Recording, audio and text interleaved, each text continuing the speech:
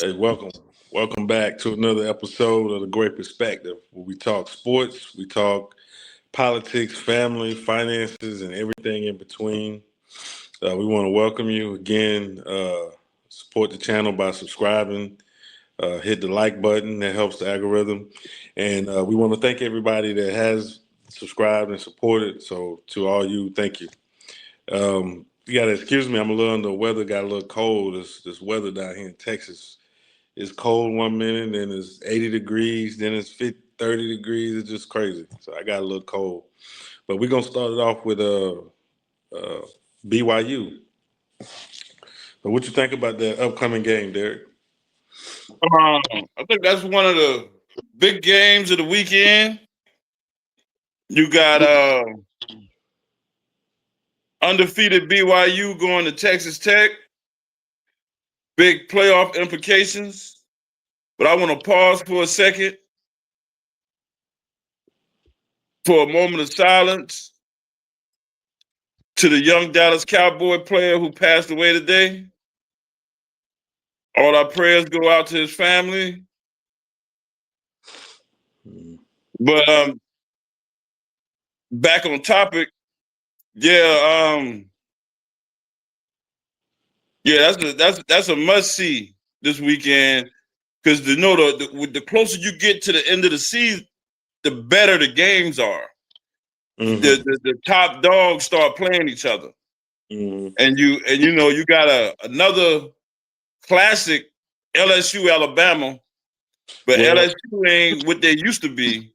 well, let's back up because what they did this year with the schedule, they hurt a lot of them top 10, top 15 teams because they played each other earlier in the season. Yeah, too early. Yeah, too early. So some of them teams already came out by week three with a loss.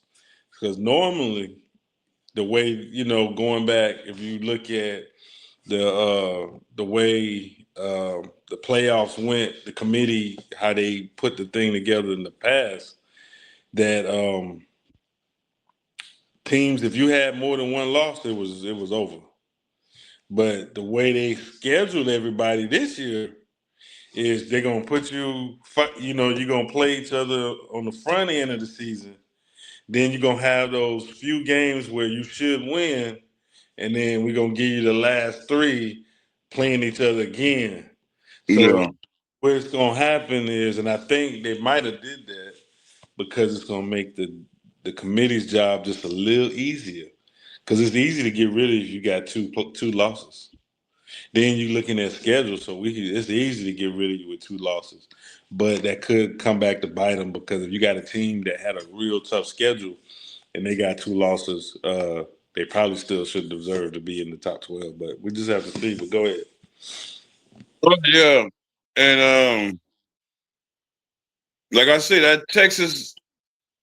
that Alabama LSU normally is a big game, but because, like you said, LSU had to play so many top 25 teams so early, it you know offsunk the actual record.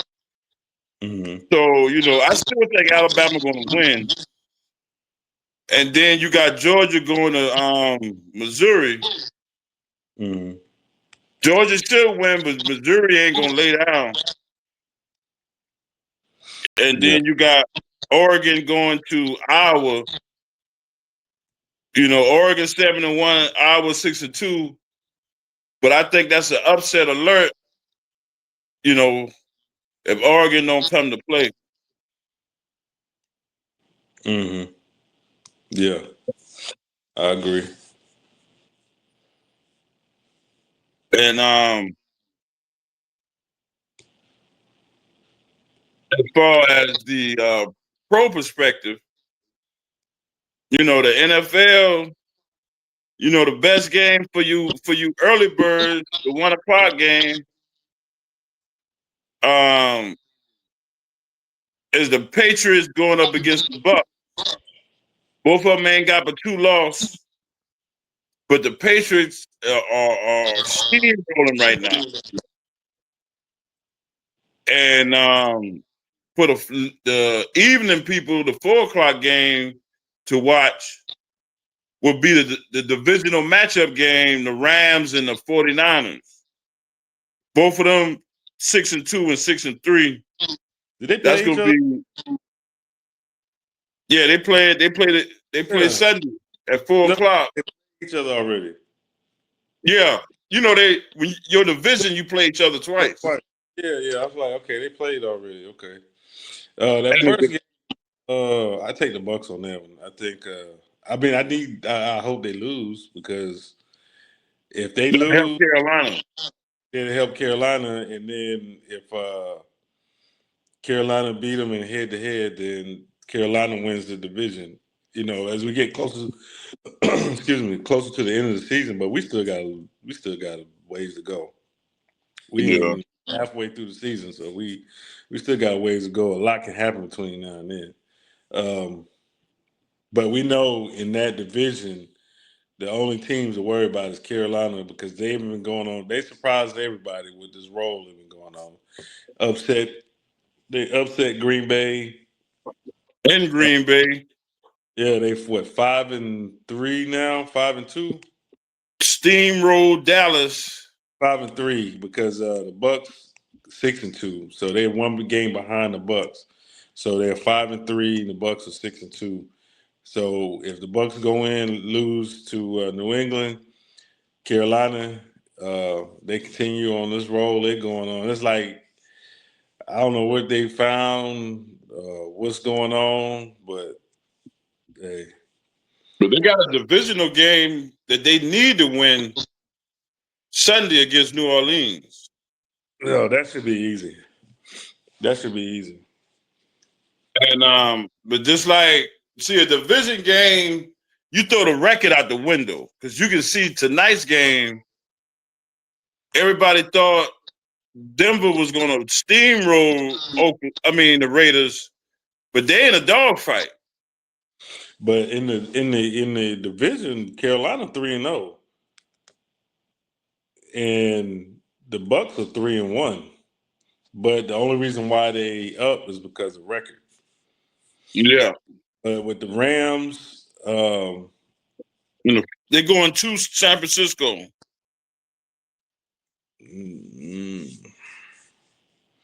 San Fran ain't what they used to be. Not because I would take the Rams personally because San Fran's quarterback ain't playing. But the backup quarterback, Mac Jones, been playing pretty good. Mm-hmm. So, but that's for your 4 o'clock people, and we end Sunday with the late nighter Pittsburgh Steelers playing the Chargers at 8 o'clock, which should be a good one. Who you liking that? I'm going with Aaron Rodgers. Even though they've been struggling, Herbert, I don't know. Let me backtrack because Herbert and he got a little defensive help, and then Pittsburgh have been struggling. I'm gonna go with the Chargers on that one. Yeah, I think it's gonna be a good one, but I think Pittsburgh may take advantage of the defensive weaknesses that the Chargers have shown in the past. Yeah, but they made some improvements though, so that's why I said I'm looking at the defense. But we just have to see how they play out. So what you think about those trades happened over the past week? You think Dallas gonna got better? They actually got on my nerves because I live in this area, and they talking about blockbuster trade with Dallas and all this. I'm like, okay, he's a good player. I give him that. The player they got from the Jets. Okay, he's a good player, but they have so many missing. I mean, there's so many holes in that defense. You get what I'm saying? Okay, if you got you get let's say your pass rush gets better. You know, with Clowney and Williams, and your pass rush gets better. Your DB is still trash. You know what I'm saying? You go up against a quarterback, Herbert, um, uh, Aaron Rodgers, Holmes, Josh Allen, Josh Allen. You know what I'm saying? They're Lamar gonna Jackson. they're gonna eat you alive. They're gonna If eat you you alive. let if you let Jacoby Brissett pick you apart like that, and them receivers looked like they was 5 feet from the defender, They were wide open. wide open. Now I will say a good pass rush limits the amount of time that a The quarterback has. quarterback, yeah. So I will say that if he come in and he play and you can get him Clowney and Clowney can play to somewhat what he was, um, or what he can be, then I can see it. But they secondary. If the quarterback got any time, they gonna get lit up. Mm-hmm.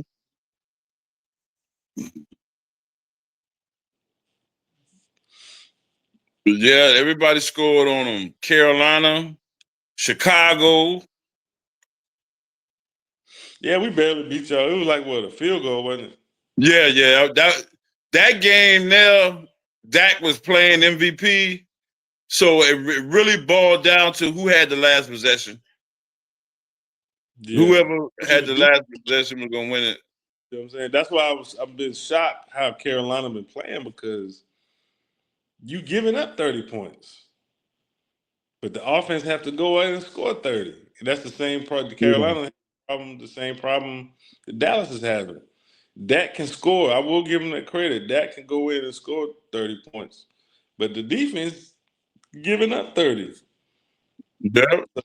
You can't consistently win like that. Like right now, Carolina, they on a little winning streak.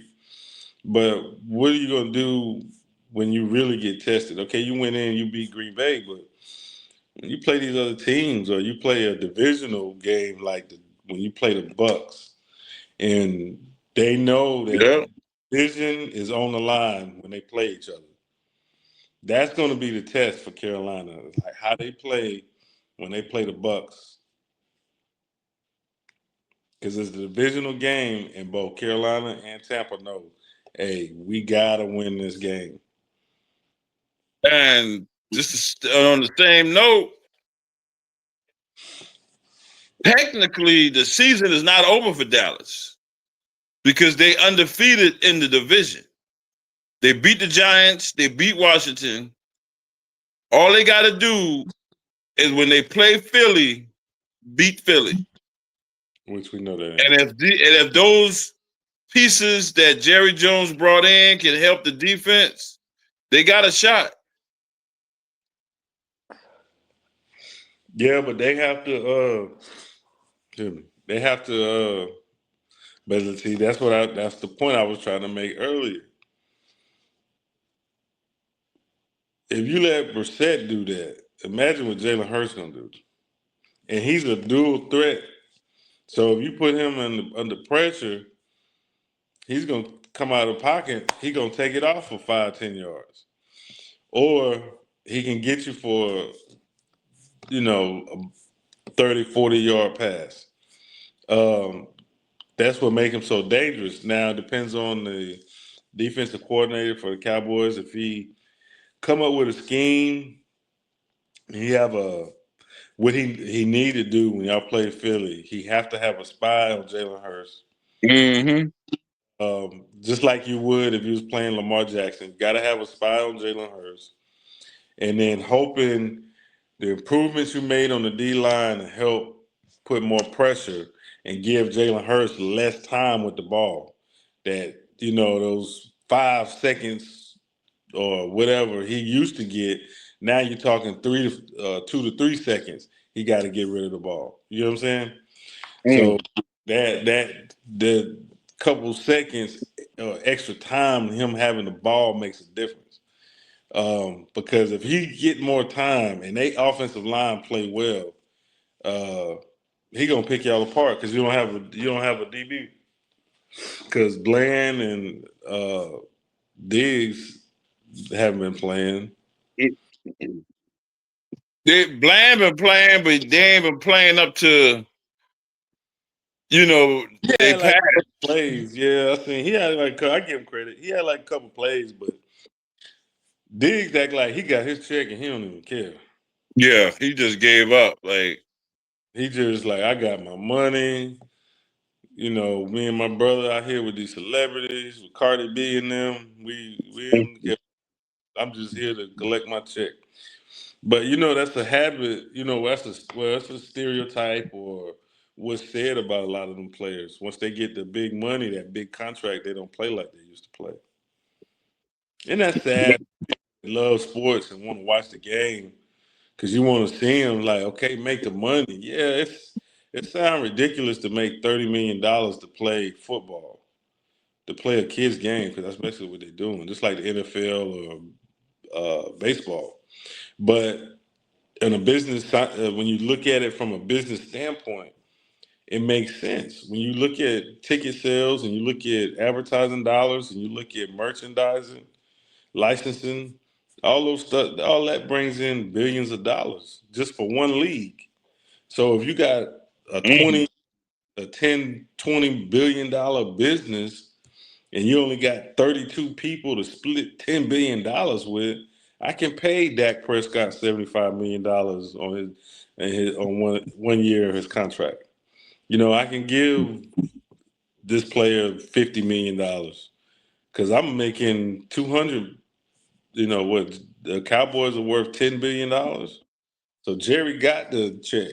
You know what I'm saying? That little $30 million, and I'm giving you that over a period of 5 years. I'm not giving it all to you today.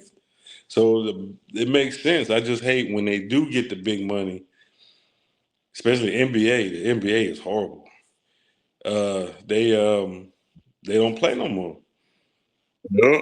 I didn't even know this was a real big thing. Speaking of NBA, like it was, I didn't even know it until the Michael Jordan interview came out that load management is a real thing in the NBA. I thought they were just trying to save time, but now they got a label like everything else in society. Always they got to put a label on everything. Mhm. But load management is a thing that these NBA teams do. They only play a player like you got 83 games. A player might play 53, 47. I think somebody did they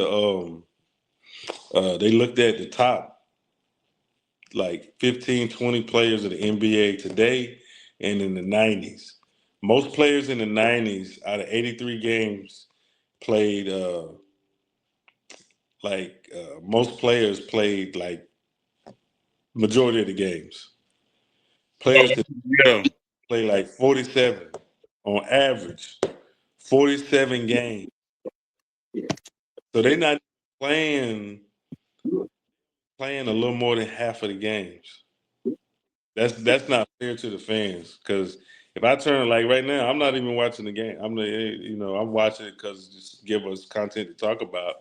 But NBA is like if you doing that, that's not even exciting. Because when I grew up, man, I knew when Philly played Chicago, Barkley and Jordan was going at it, or Atlanta and whoever. I know Dominique was playing, or Houston. I know Elijah Wan was playing. Um, uh, Patrick Ewing in New York, Isaiah Thomas in Detroit. MJ. We had all that. You know what I'm saying? The West Coast, they had in Boston with Bird, and we knew these guys was playing. Today, like what's the name? Zion. He not even playing because of hamstring. Like, come on, just go be a coach. Yeah. Yeah, get out the league, go back to South Carolina, and go to one of the colleges or high school and be a coach. Because it's not fair to the fans to see that. No. I hate load management. I hate that at the same level as I hate flopping. And when I Yeah, hear kids talk about how uh, they try to compare the eras, like this area in the '90s. These players are too soft. yeah. Couldn't play in the '90s. They couldn't play. But anything you Just, want to talk about as far as I know we got off topic of the games, but anything you want to talk about as far as like current events? I think the biggest thing lately was is the election that happened. the what? The election in New Oh York. yeah, we had some local elections. Um, yeah, nothing to jump up about. Uh, It's a very serious thing. I think, regardless, I'm not left or right, but I think, um, and it has nothing to do with his religion. It's the mhm. policy that the new mayor would implement, and it shows how lazy when people from other countries come here, like Africa or Asia, they always say, or Latin America, they always say Americans are lazy. That Mm. election showed how lazy we are as a country because they elected a person to talk. He said that he wants the government to own and operate all the grocery stores. He said that he gonna put a cap on the rent. So like me and my wife, we're looking into rental properties. So if I bought a rental property in um, New York, he would tell me how much I have to pay and put a cap on it. So I can't, if I put some work into it, I can't charge just say $1,800 for this apartment or house or whatever it is. He'll put a cap on it. You can't go above 1,200, which is cheap for New York, but you get what I'm saying. Yeah. So I like that. He said the bus is gonna be free. He just everything is just free, free, free, free, free. Oh, he's just His saying whatever he's going to say to get elected. well, no, he's a true socialist, communist. He said this. So that's what socialism is. Socialism is, and then because this is how I know the party, and I voted, that way, Democrat all my life. But I'm only going local from here on out. I think that's what I'm gonna do. 2020, I didn't vote in the last one. I sat out with the other 16 million Americans. But 20 going forward, I think I'm gonna just do local in my city because that really affects me. But on national level, no. Um, but this is the party. I think they're going to go with that for the future because there's a guy that's running for Nancy Pelosi's spot because she retired. So I think the Democrat Party is going in that direction. So I think both parties, Republican and Democrats, are going through. I use a sports analogy. They're going through a rebuild, Yeah. and they're making changes. But we just have to see how it turn out. I tell everybody, if you listen to this, man, spend less, save more, find something to invest in, precious metals, land, buy some land, get your passport, and Do something. always keep your mind on God. I just leave it like that. But what else you got, Derek? Got anything? Yeah. Well, as y'all know, yesterday was the first day of college basketball, so we back in action. We see what them Gamecocks gonna do to girls, Mm. and I think right now they got Purdue ranked number one.